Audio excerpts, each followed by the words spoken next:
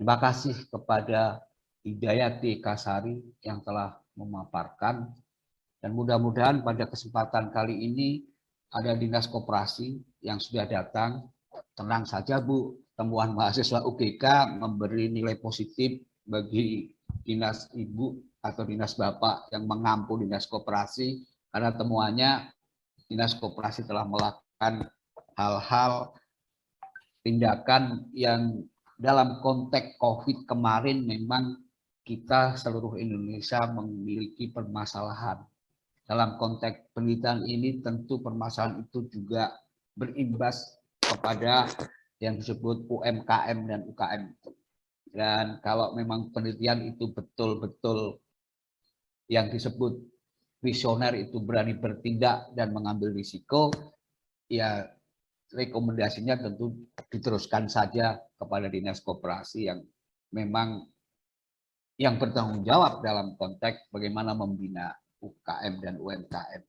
Dan mudah-mudahan ke depan naik kelas lah. Jadi UKM, UMKM menjadi industri.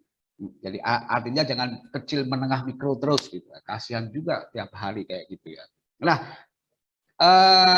ini adalah ruang pembelajaran saya kira bagi kita semua, dihadiri oleh mahasiswa. Dalam catatan di sini ada 90 peserta yang hadir di sini. Saya kira akan lebih baik kalau menurut saya, di sini ada Pak Rusman ya. Pak Rusman bisa menanggapi sekilas tentang apa hasil temuan penelitian yang disampaikan oleh kawan-kawan mahasiswa dari UGK. Dipersilahkan Pak Rusman. Ya, terima kasih Bapak Aji, dan terima kasih kepada adikku Hidayat Eka Sari beserta teman-teman ya. Saya kira itu luar biasa. Belum tentu saya seumur dirimu itu mampu memberikan presentasi yang baik seperti itu. Itu layak kita acungi jempol lah gitu. Itu luar biasa ya. Lalu kemudian yang kedua, saya akan mengkritik, dan konon kabarnya tukang kritik itu sok merasa lebih pinter daripada yang membuat. Coba gawe dewe ya, rumit kan gitu. Jadi mohon maaf kepada tim dari adik-adik Hidayat Ikasari, kalau saya mengkritik ya itu bagian dari pembelajaran. Jadi ada tesa, antitesa untuk menghasilkan sintesa demi perbaikan ke depan. Bahwa kritik itu bagus dalam rangka untuk menjadikan kita sebagai pemimpin visioner. Salah satu ciri dari pemimpin visioner adalah harus bersedia atau malah sukarela mencari kritik dalam rangka untuk perbaikan dirinya. Nah, lalu kemudian topiknya adalah tentang kepemimpinan visioner ya. Jadi salah satu kunci keberhasilan memang adalah pemimpin yang visioner. Tetapi itu hanya salah satu, ya teman-teman sekalian beserta adik-adikku yang lain. Saya ngambil contoh dari pernyataannya Bang Napi ya. Bang Napi mengatakan bahwa kejahatan itu bukan hanya karena niat, tapi juga karena kesempatan, maka waspadalah, waspadalah. Artinya apa? Niatnya harus benar, benar dalam rangka untuk baik, kesempatan untuk berbuat baik juga harus diperbanyak, lawan katanya perbuatan berbuat, kesempatan berbuat buruk juga harus dikurangi. Lalu kemudian harus waspada, waspada, waspada, artinya kita harus mawas diri gitu.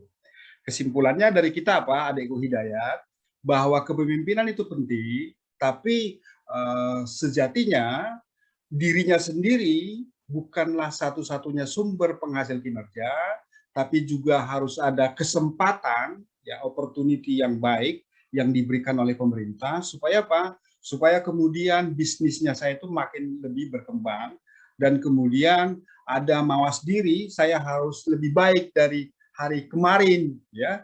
Hari ini harus lebih baik dari hari kemarin. Ya, dalam bahasa agama itu banyak istighfar, banyak mengingat Allah, banyak mengingat neraka, supaya sholatnya itu semakin lebih mantap kan itu. Kalau dalam bisnis ya, dalam bisnis itu kita memang harus selalu belajar baik best practice-nya, praktek-praktek terbaik apa yang telah dilakukan oleh perusahaan lain, dan kemudian juga teoritisnya. Kalau saya seorang pengusaha, ya supaya saya naik kelas, maka kemudian saya harus ATM, amati, tiru, modifikasi strategi orang lain, ya. Supaya apa? Supaya kemudian kinerja yang sama itu juga ada pada diri saya, ada pada perusahaan saya. Nah, sekarang kita masuk kepada objeknya, unit analisisnya, yaitu Dinas UMKM, ya.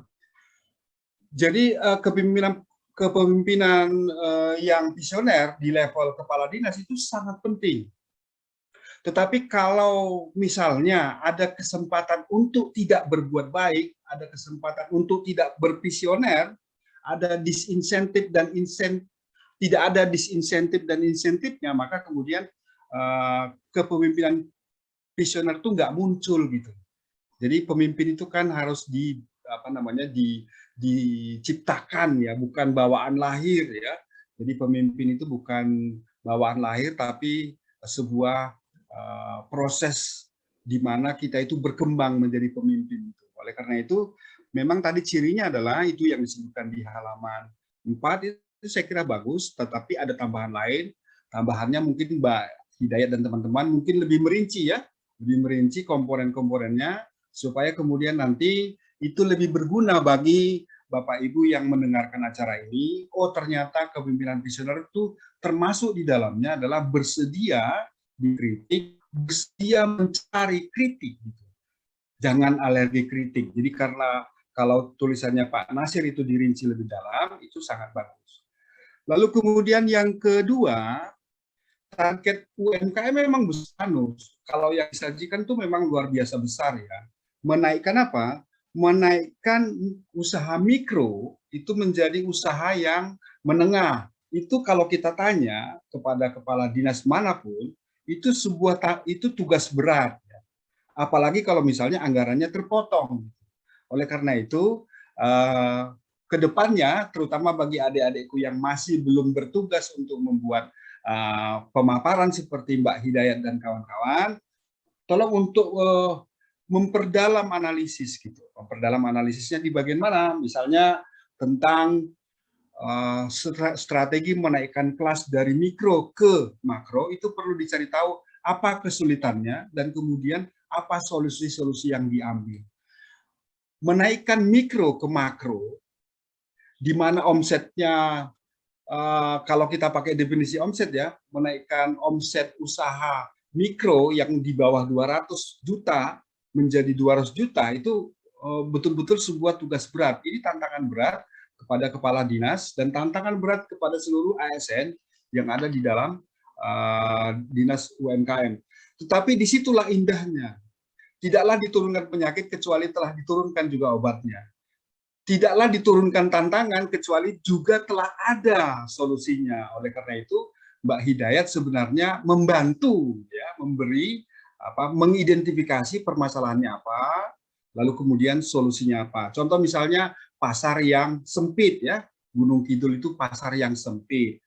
Maksudnya pasar yang sempit itu jumlah penduduknya, permintaannya sempit, kecil gitu.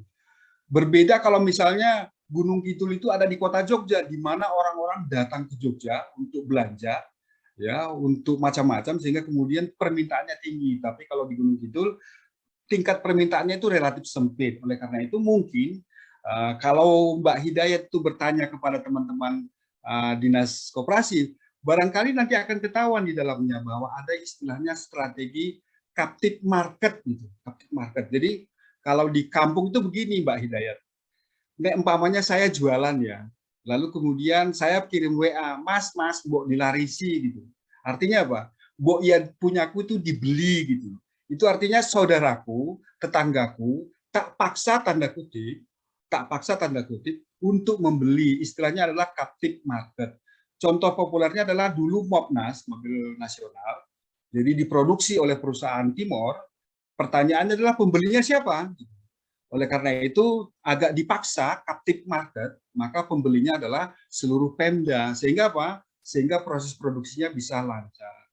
Jadi itu yang mungkin dapat diperluas oleh teman-teman, ya, juga kepada adik-adikku yang lain yang belum. Nah, pertanyaannya begini, Pak, saya kan baru mahasiswa nih. Saya kan baru mahasiswa. Saya nggak terlalu tahu penyebab-penyebabnya. Tetapi sejatinya bisa juga kita ketahui dari secara teoritis, ya. Mbak Hidayat ya. Jadi ada istilah 5M ya.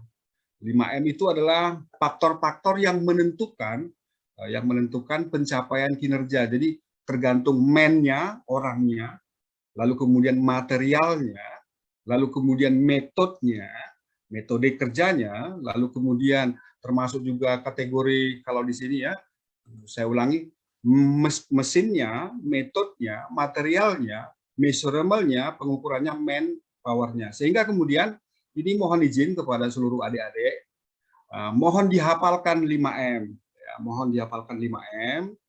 Ya, supaya apa? Supaya kemudian nanti punya ide yang lebih banyak, menjadi mahasiswa sejuta ide gitu. Menjadi mahasiswa sejuta ide. Maksudnya apa? Misalnya Mbak Hidayat itu jadi kepala rumah sakit gitu, kepala rumah sakit ya. Mbak Hidayat kepala rumah sakit, lalu kemudian Mbak Hidayat itu hafal 5M. Ditanya oleh bupati, "Wahai Mbak Hidayat, kira-kira bagaimana caranya supaya orang-orang itu semuanya nggak sakit tapi sembuh?" Hafal 5M. "Pak, perbaiki orangnya supaya berparadigma sehat.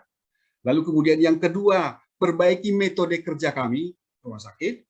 Lalu kemudian, kasih material, daerah-daerah yang pandemi, daerah-daerah yang banyak penyakit-penyakit itu dikasih material, dan kemudian, dan seterusnya. Oke ya, Mbak Hidayat dan adik-adikku sekalian yang ada di Zoom ini, 88 orang, ini adalah hal yang perlu kita pikirkan ke depan. Lalu terakhir, begini, mohon izin Pak Aji, diseminasi ini adalah hal yang paling dasar untuk mendukung EBP, Evidence Based Policy, ya, kebijakan berbasis bukti.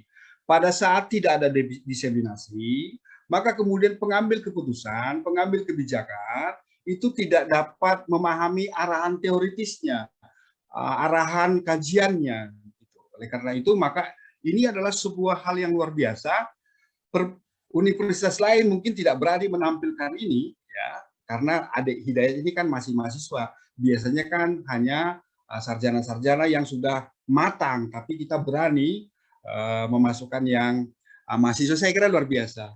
Yang kedua, aspek pembelajarannya sangat baik bagi Mbak Hidayat. Ya, Mbak Hidayat pernah sekali kewalahan dalam presentasi, dan itu kemudian mudah-mudahan terekam dalam pribadi Mbak Hidayat dan teman-teman menjadi trauma positif. Ya, trauma positif itu maksudnya trauma yang kemudian diingat untuk perbaikan ke depan. Ada aspek pembelajarannya supaya kemudian ke depannya lebih baik. Dan kemudian kepada adik-adikku yang lain, ini bisa dijadikan sebagai contoh. Oh, nek ngene iki berarti sing kudu tak siapke adalah A, B, C, D, E. Sehingga kemudian apa? Kesalahan yang sama tidak terulang lagi ke depan. Terus kemudian yang berikutnya, acara ini adalah bagian dari pengumpulan data. Ini termasuk FGD, Focus Group Discussion, yaitu diskusi terfokus kepada kepemimpinan visioner yang sangat layak, ya, kita catat supaya ke depannya kita lebih baik, terutama kepada Dinas Koperasi UMKM, ya. Saya ulangi sekali lagi untuk UMKM, bahwa ternyata kepemimpinan itu perlu, tetapi sejatinya aturan main kelembagaan itu juga perlu, karena kata Bang Napi, kejahatan itu bukan hanya karena orang, bukan karena niatnya, tapi juga karena kesempatan. Waspadalah, waspadalah. Refleksi mawas diri di dinas itu juga harus dilakukan, terutama pada saat kita menyusun lakib, ya, kita harus refleksi dari tahun ke tahun supaya strategi atau target yang dibebankan kepada kita bisa lebih tercapai dengan baik. Lalu kemudian yang berikutnya, target yang terlalu tinggi, seperti misalnya menaikkan kelas UMKM, itu memang bagus, tetapi kadang-kadang bikin kita ngos-ngosan. Target terlalu tinggi, itu bagus, tapi kadang membuat kita ngos-ngosan. Tapi target yang terlalu rendah, membuat kita santai, tidak ada motivasi untuk mencapainya. Oleh karena itu, saran saya kepada teman-teman dari Dinas UMKM, pilihlah target yang memang layak kita pamerkan kepada masyarakat, dan kemudian dapat kita capai dalam rentang waktu 1 tahun, dalam batas anggarannya kita. Saya kira demikian tambahan dari saya, matur nuwun Pak Aji. Baik, terima kasih Mas Rusman dan terima kasih Mbak Hidayati. Kebetulan di sini ada dari Dinas Koperasi dan UKM, saya kira catatan-catatan yang diberikan oleh Pak Rusman bisa menjadi bagian penting untuk membuat kebijakan. Dan saya kira saya setuju dengan Pak Rusman bahwa kebijakan itu harus berbasis bukti.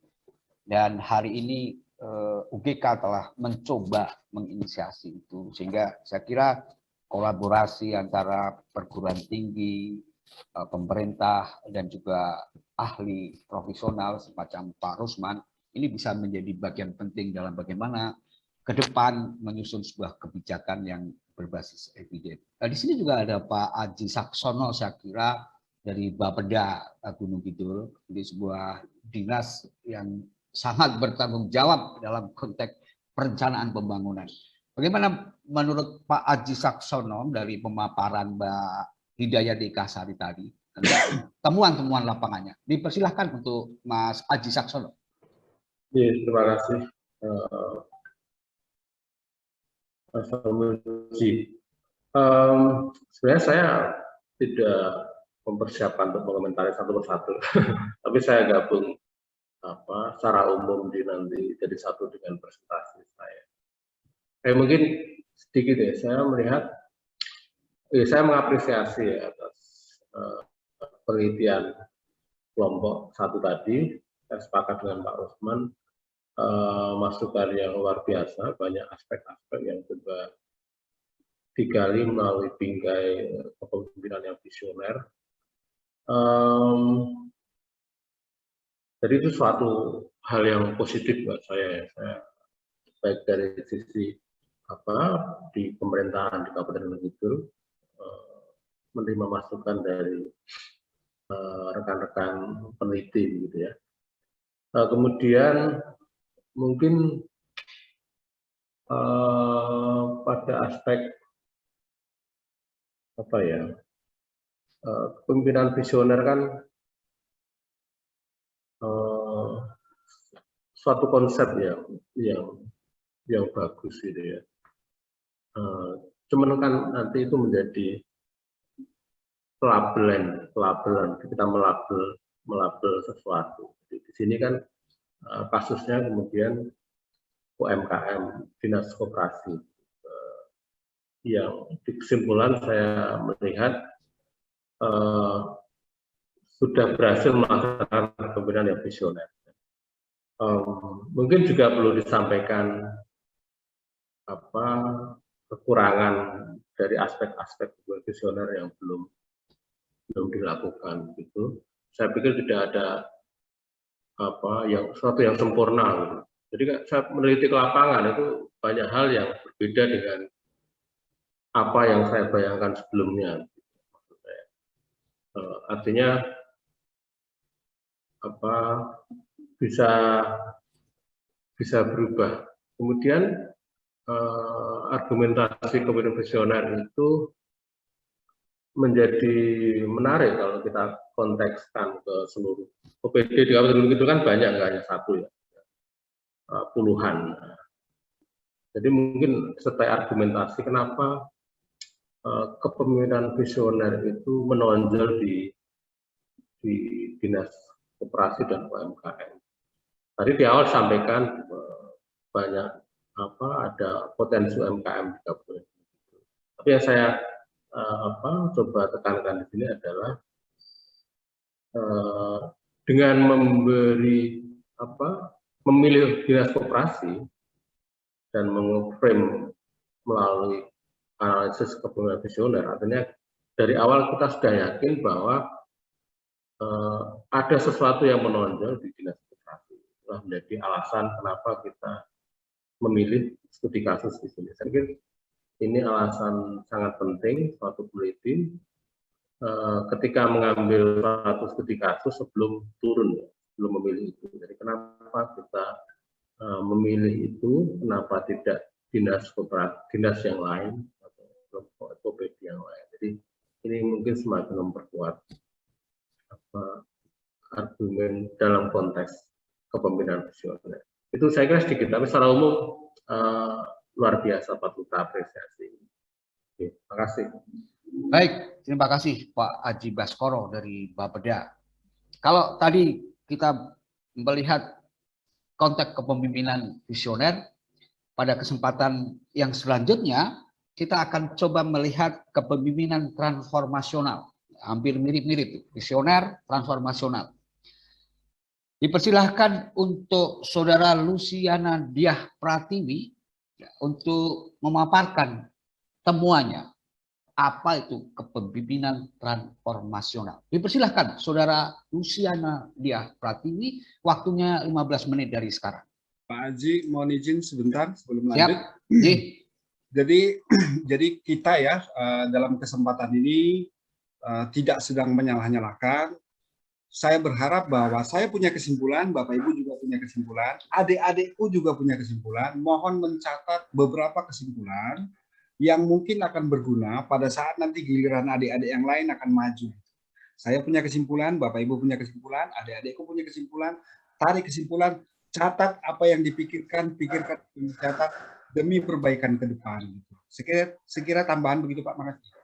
Baik, terima kasih Pak Rusman. Hari ini adalah ruang pembelajar bagi kita semua, ya. Jadi untuk teman-teman mahasiswa, apa yang dikatakan oleh para ahli itu dicatat. Beliau tidak sedang menyalahkan, tapi beliau sedang bagaimana membawa kepada rel yang benar, ya. Yang selanjutnya jangan takut, percaya diri, karena adik-adik atau teman-teman mahasiswa telah melakukan sesuatu yang menurut saya luar biasa. Universitas Gunung Kidul menjadi bagian penting masyarakat Gunung Kidul. Tanggung jawab akademik adik-adik adalah mengkritis. Itu penting. Daya kritis itu penting. Nah, untuk itu dipersilahkan kepada Saudara Luciana Diah Pratiwi untuk memaparkan temuannya. Dalam konteks ini judulnya adalah kepemimpinan transformasional. 15 menit waktunya dari sekarang. Dipersilahkan kepada Luciana. Baik, terima kasih Pak Aji Pamuji selaku moderator. Sebelumnya, Assalamualaikum warahmatullahi wabarakatuh. Waalaikumsalam. Yang terhormat Bapak Rektor Universitas Gunung Kidul, yang saya hormati Bapak Ibu dosen beserta narasumber, yang saya hormati Dinas Koperasi dan UKM, Dinas Pariwisata, Dinas DP3A PPMD, Pemerintah Kelurahan Gari, Pemerintah Kelurahan Pelanggeran, dan LKSA Panti Asuhan Rumah Sejahtera, serta teman-teman mahasiswa Universitas Gunung Kidul yang berbahagia. Pertama-tama dan yang utama, marilah kita panjatkan puji syukur kehadirat Allah Subhanahu wa Ta'ala yang telah memberikan rahmat, hidayah, serta inayahnya, sehingga kita dapat berkumpul di pagi menjelang siang hari ini dalam acara webinar Best Practice Management Public, catatan dari lapangan tahun 2021. Sebelum dimulainya materi, perkenalkan saya perwakilan dari kelompok 2, yang beranggotakan saya sendiri, Luciana Diah Pratiwi, Asmi Khoirunisa Nur Fitria, Linda Novitasari, Diana Aulia Asmawati, dan Afifah Trilestari. Dalam kesempatan kali ini, saya akan memaparkan hasil studi lapangan kami yang berjudul Pengaruh Kepemimpinan Transformasional terhadap Pemecahan Masalah Sosial Putus Sekolah di Lembaga Kesejahteraan Sosial Anak Panti Asuhan Rumah Sejahtera Ponjong. Studi lapangan kami bermula dari pemikiran bahwasanya pendidikan merupakan hak asasi manusia atau hak asasi setiap anak yang tanpa memandang status ekonomi, status sosial, suku, ras, dan agama ataupun yang lainnya. Pendidikan juga merupakan penentu atau salah satu aspek penentu dari kualitas SDM di suatu wilayah atau daerah. Maka dari itu, pemenuhan kebutuhan pendidikan dapat dilakukan atau sudah menjadi tanggung jawab bagi setiap orang tua atau tanggung jawab sosial bagi pihak-pihak yang mampu. Salah satunya dilakukan oleh Panti Asuhan Rumah Sejahtera Ponjong. Nah, berdasarkan keputusan kepemimpinan transformasional di Panti Asuhan Rumah berdasarkan keputusan kepemimpinan transformasional di Panti Asuhan Rumah Sejahtera Ponjong, pihak panti memberikan fasilitas pendidikan baik formal maupun non-formal kepada anak asuh panti. Pendidikan formal dimulai sejak jenjang SD, SLTP hingga SLTA. Sedangkan pendidikan formal diberikan materi-materi atau kurikulum pondok pesantren yang dilengkapi keterampilan atau kursus beserta pendidikan kepribadian. Nah, berangkat dari latar belakang tersebut, kami memiliki ketertarikan untuk meneliti dengan rumusan masalah bagaimana pengaruh kepemimpinan transformasional terhadap pemecahan masalah sosial putus sekolah di LKSA Rumah Sejahtera Ponjong. Dan tujuan studi lapangan kami yaitu untuk mengetahui bagaimana pengaruh kepemimpinan transformasional terhadap pemecahan masalah sosial putus sekolah di Panti Asuhan Rumah Sejahtera Ponjong. Landasan teori yang kami pakai yaitu ada dua teori, yakni teori kepemimpinan transformasional dan teori masalah sosial putus sekolah. Yang pertama, kepemimpinan transformasional. Kepemimpinan transformasional merupakan sebuah tipe kepemimpinan yang mentransformasikan secara optimal sumber daya yang dimiliki untuk melakukan perubahan ke arah yang lebih baik dan didukung oleh hal-hal yang ada di dalam diri pimpinan itu sendiri seperti motivasi, komitmen, dan empati.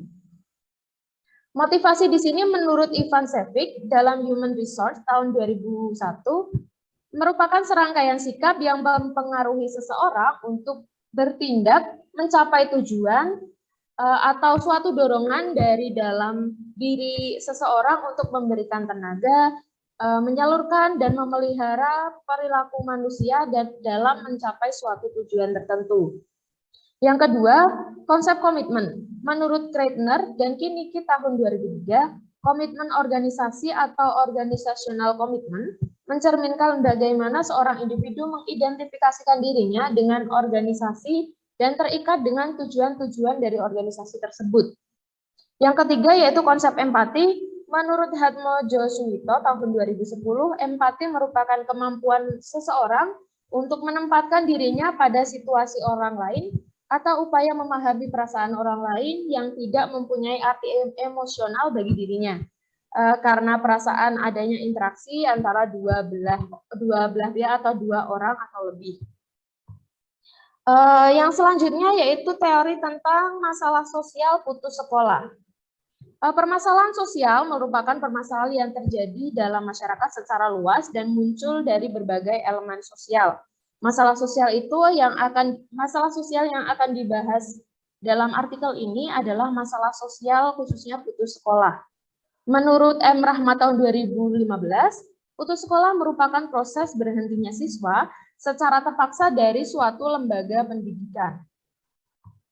Permasalahan sosial putus sekolah ini disebabkan oleh beberapa indikator atau beberapa faktor, salah tiganya yakni konsep ekonomi atau indikator ekonomi, indikator geografis, serta indikator perilaku sosial.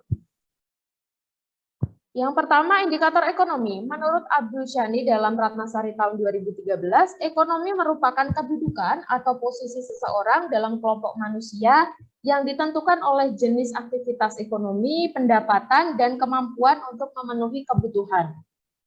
Sedangkan konsep geografis merupakan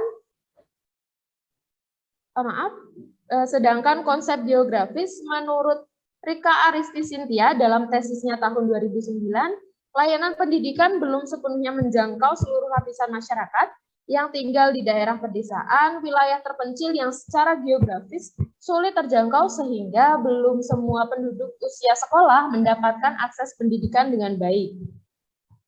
Yang ketiga yakni konsep empati, konsep perilaku sosial.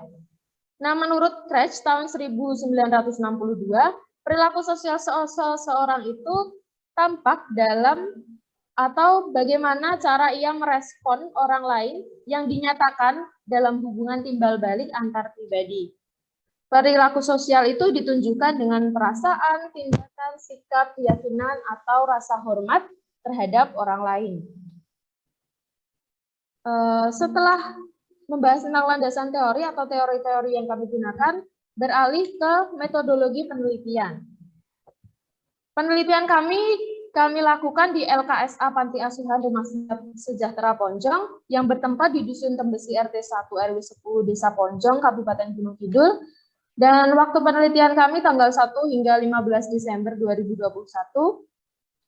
Sedangkan metode penelitian kami menggunakan metode kuantitatif dengan populasi dan sampel, yaitu anak asuh panti asuhan usia SLTP dan SLTA sebanyak 30 anak, dengan teknik analisis data, yaitu dengan uji analisis regresi linier sederhana, uji asumsi klasik yang di dalamnya terdapat uji normalitas dan uji linearitas, uji hipotesis menggunakan uji T, dan uji koefisien determinasi.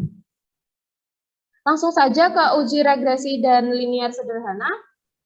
Dalam tabel ini dapat kita lihat bahwa terdapat model konstan dan variabel kepemimpinan transformasional.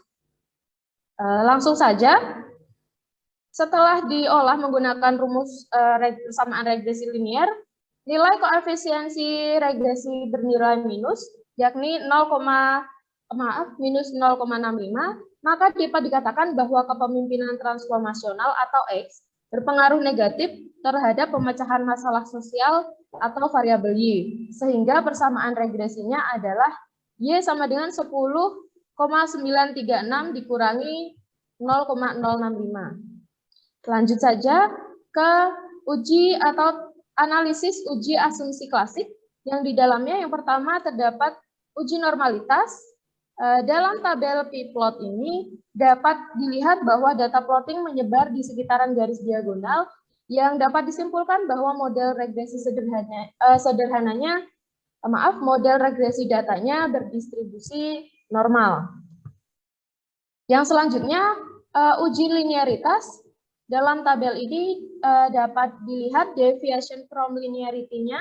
Nilai deviation from linearity-nya signifikansinya adalah 0,91, yang mana itu lebih besar dari 0,05, bahwa dapat disimpulkan bahwa ada hubungan yang linier secara signifikan antara variabel X dan variabel Y.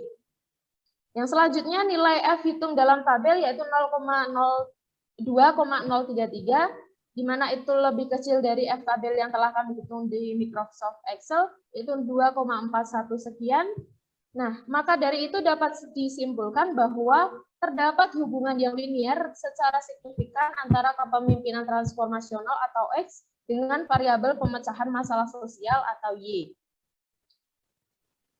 Yang selanjutnya adalah uji hipotesis menggunakan uji T. Dalam tabel ini dapat dilihat bahwa T tabel yaitu minus 2,428 dan signifikansinya 0,022. Nah, dari angka T hitung dan signifikansi tersebut dapat disimpulkan bahwa HO ditolak dan kesimpulannya adalah variabel kepemimpinan transformasional berpengaruh secara signifikan terhadap variabel dependen pemecahan masalah sosial putus sekolah. Yang terakhir adalah koefisien determinasi. Dari tabel yang telah ditampilkan ini dapat diketahui bahwa R kuadrat yaitu 0,174 yang berarti yang dibulatkan yang dipersenkan menjadi 17,4%. Ini berarti variabel bebas kepemimpinan transformasional atau X mempengaruhi variabel dependen atau variabel Y, yaitu pemecahan masalah sosial putus sekolah sebesar 17,4%, dan sisanya dipengaruhi oleh variabel lain yang tidak masuk dalam penelitian ini.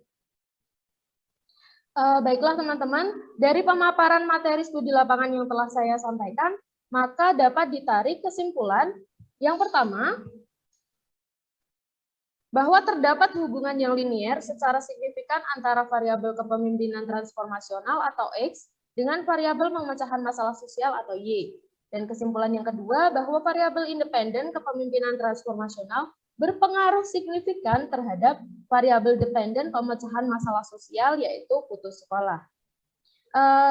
Dari studi lapangan dan dari hasil yang telah saya sampaikan, kami menyarankan dua hal.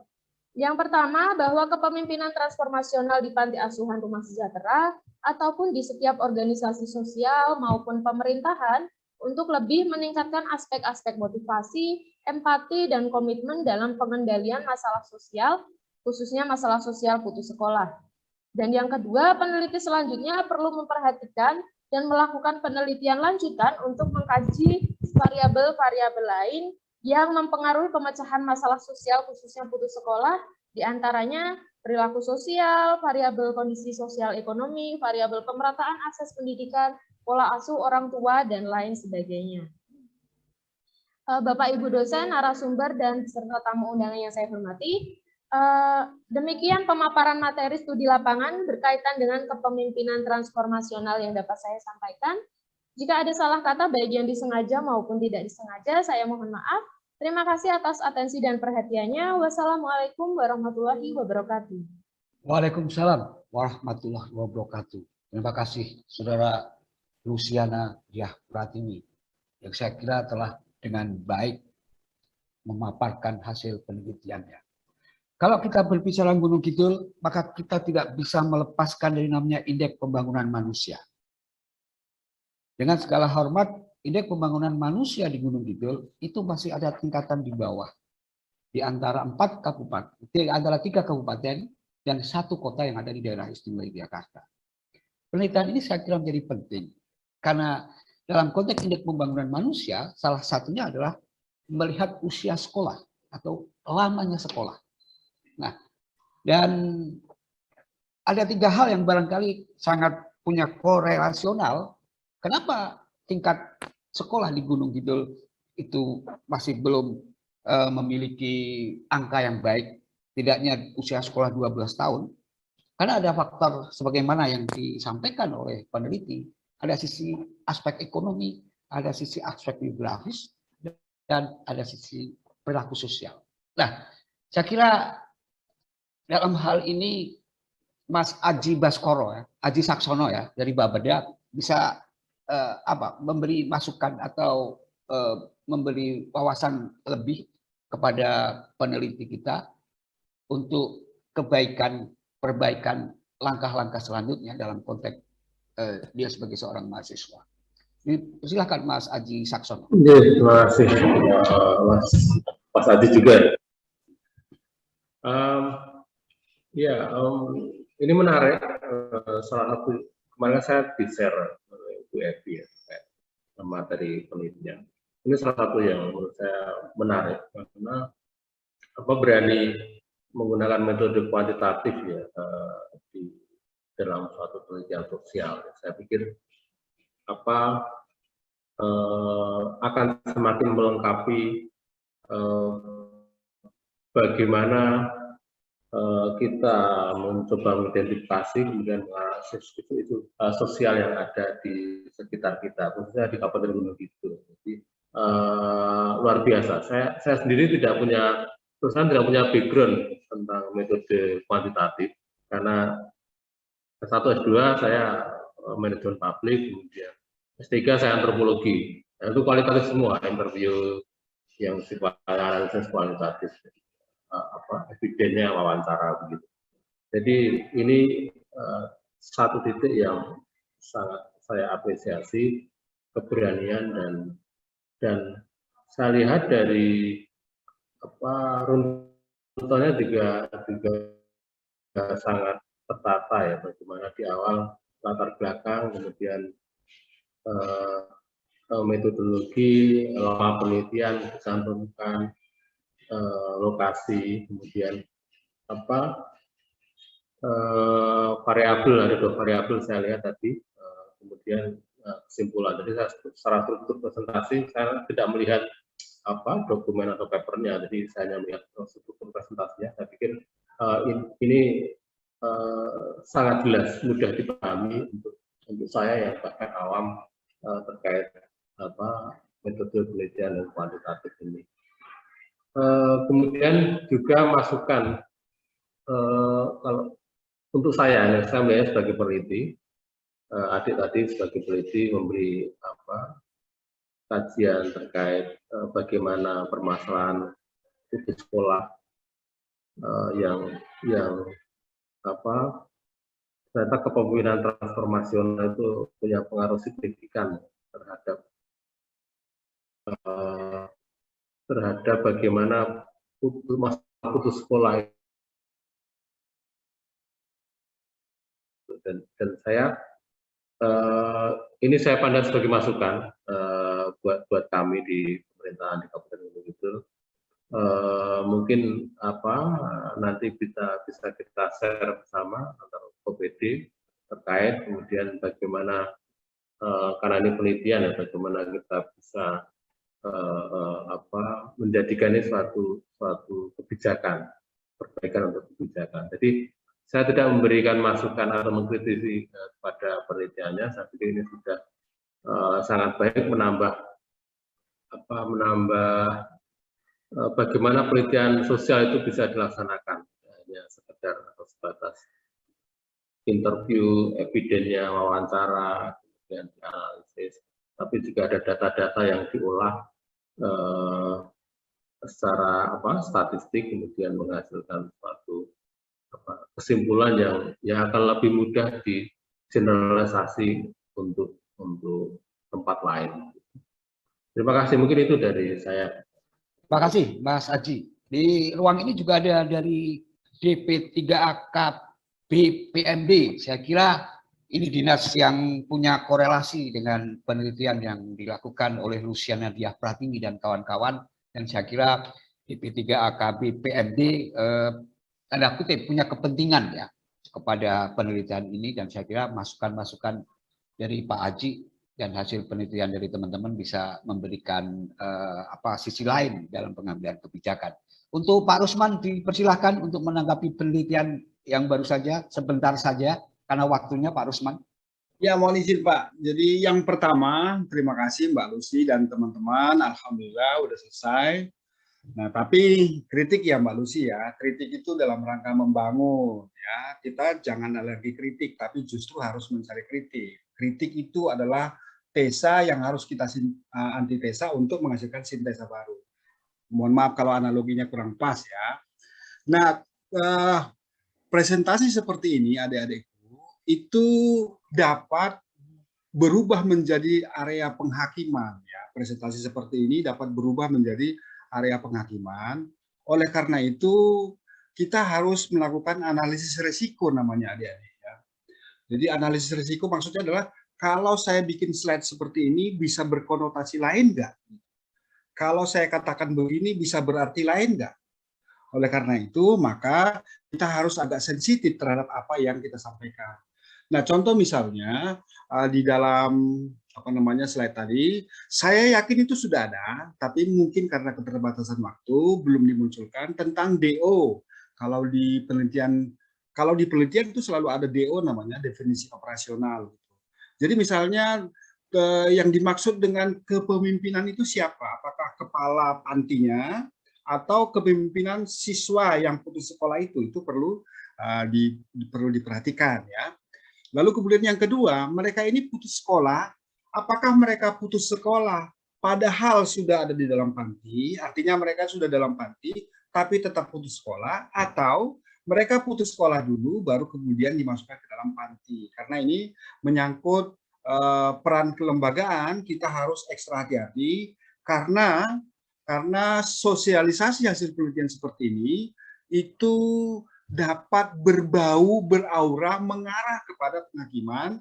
Oleh karena itu kita harus ekstra hati-hati, pastikan definisi operasional sudah ada, sesuai dengan etika riset, etika penelitian. Itu yang pertama. Lalu kemudian yang kedua, ini kan pakai kuantitatif, ya bagus, alhamdulillah bagus banget. Karena memang ada kecenderungan ilmu sosial juga mengarah ke positifis yang kuantitatif, itu bagus ya. Cuman adik-adikku, mohon untuk diperdalam juga ya. Jadi tadi kan disebutkan bahwa ada yang tidak signifikan ya, secara kuantitatif itu tidak signifikan. Maka kemudian siapkan diri kita mewawancarai beberapa orang secara kualitatif, mencari tahu apa penyebabnya. Karena kelemahan kuantitatif itu hanya di permukaan saja. Ya, penelitiannya itu hanya di permukaan saja, dia tidak menjurus ke dalam. Sementara kalau penelitian kualitatif itu memang dalam banget, tapi dia cuma satu topik gitu loh, satu tema, satu variabel gitu loh. Karena itu kalau misalnya adik-adikku ingin pakai kuantitatif itu alhamdulillah luar biasa banget, tetapi kemudian perlu semacam mix ya, gabungan antara kuantitatif dengan kualitatif. Jadi kalau misalnya X tidak berpengaruh pada Y, luangkan waktu sedikit ya 2-3 hari untuk berwawancara dengan narasumber, resource personnya atau narasumbernya atau orang yang memang mumpuni di bidang itu untuk menanyakan kira-kira apa nih penyebabnya, kok nggak signifikan ya Pak gitu. Lalu kemudian catatan-catatan itu dirisalahkan untuk kemudian dimasukkan ke dalam penelitian. Supaya apa? Supaya kita dapat permukaannya dan dapat juga dalamnya. Itu perlu. Karena apa? Karena teman-teman dari dinas itu sangat ingin mengetahui luas dan dalam gitu. Mohon maaf. Jadi kalau boleh kita ini bukan hanya dokter umum tapi dokter spesialis di segala hal. Tahu ya? Kalau dokter spesialis gigi misalnya, itu hanya gigi aja. Nah, tapi kalau dokter umum itu dia tahu semua tapi sitik-sitik gitu. Nah, kalau kita harapkan apa? Kita menjadi generalis yang spesialis. Nah, gitu. Mohon maaf Pak Haji, saya sedikit. Terus kemudian yang berikutnya, wahai adik-adikku, tentang putus sekolah ini sangat baik untuk dibahas. Betul, sangat baik untuk dibahas. Tetapi sebelum sampai ke pembahasan, sebelum sampai menganalisis, ada kalanya kita memahami, ada kalanya kita perlu tahu hal-hal penting di dalamnya. Oleh karena itu, adikku, coba nanti ya, kalau bagi adik-adik yang lain ya, yang belum dapat jatah ya, putus sekolah itu kalau kita lihat dalam konteks Indonesia itu kompleks, karena kita melihat dalam skala besar. Tapi kalau kita perkecil menjadi provinsi, itu menjadi lebih mudah. Ya. Lalu kemudian kita perkecil menjadi kecamatan atau kabupaten dulu, lalu kecamatan, maka lebih mudah. Lalu kemudian kalau kita masuk ke dalam satu keluarga, unit analisisnya adalah satu keluarga, maka putus sekolah akan lebih mudah dipahami. Oh mungkin karena dilarang orang tuanya sekolah, oh mungkin karena nakal dia, oh mungkin karena tidak ada motivasi untuk masa depannya, oh mungkin karena jauh sekolahnya, oh mungkin karena SPP-nya mahal dan seterusnya. Artinya apa adik Lucy? Kadang-kadang, terutama kepada adik-adik yang lain, ada mata kuliah non-SKS namanya. Mata kuliah non-SKS tidak diajarkan di perguruan tinggi, tetapi dipaksa harus dipahami oleh mahasiswa, karena beban belajarnya ada pada mahasiswa. Maka saya sarankan untuk membeli buku yang namanya Tinker's Toy, ya, buku tentang bagaimana cara berpikir kreatif. Ada yang brainstorming, ada yang itu, ada yang ini, ada yang itu. Itu saya kira sangat bagus. Itu adalah mata kuliah non-SKS, ya, mata kuliah non-SKS kita harus tahu tapi tidak pernah diajarkan. Oleh karena itu sangat penting untuk dipelajari. Saya kira demikian Pak Haji yang bisa saya sampaikan. Matur nuwun Pak Haji. Baik, terima kasih kepada Pak Rusman yang telah memberikan wawasan kepada teman-teman mahasiswa. Saya berharap teman-teman mahasiswa mencatat apa yang disampaikan Pak Rusman sekali lagi dalam konteks pembelajaran. Ya, hari ini adalah ruang kita untuk belajar bersama.